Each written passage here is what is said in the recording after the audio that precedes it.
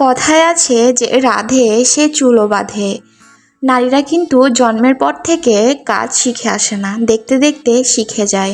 তেমনি আমিও আজকে আমের আচার বানিয়ে নিয়েছি।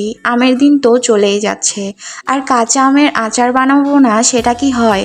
আজকে আমিও কাঁচা আমের আচার বানিয়ে নিয়েছি এবং এই আচারটি খেতে খুবই মজার। আমি আরও একবার বানিয়েছিলাম এবং এর প্রধান উপকরণ হলো কাঁচা আম।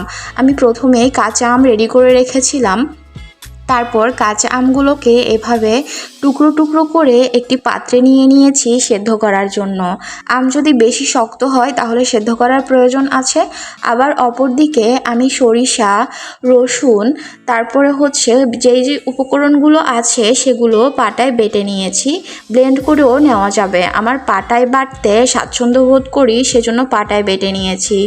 অপরদিকে আমি আমগুলো সেদ্ধ করতে দিয়ে দিয়েছি এবং বেশি সেদ্ধ করব না, তাতে করে আমগুলো অতিরিক্ত নরম হয়ে গেলে মজা লাগবে না।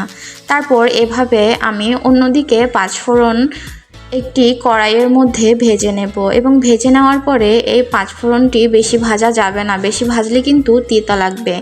অপরদিকে আমি পাটায় বেটে নিচ্ছি পাঁচফোড়নগুলো। যখন শুকনো একটি মশলা তৈরি হবে একদিকে রেখে দিব। এভাবে আমি সবগুলো মশলা একটি বাটিতে নিয়ে নিয়েছি এবং অপরদিকে আমি একটি কড়াইতে সরিষার তেল দিয়ে দিয়েছি। সেইখানে রসুন কুচি এবং আদা কুচি দিয়ে নেড়ে দিচ্ছি।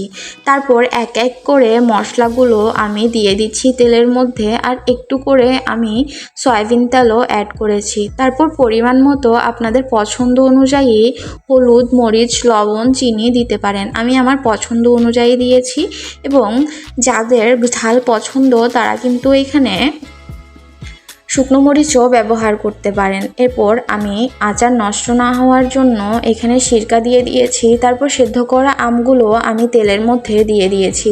এভাবে করে 2 মিনিট পরে পরে আমগুলো নেড়ে দিতে হবে। 15 থেকে 10 মিনিট পর্যন্ত আমগুলো এভাবে ভেজে নেওয়ার পরে নামিয়ে ফেলতে হবে এবং ফ্যানের বাতাসে ঠান্ডা হতে দিতে হবে।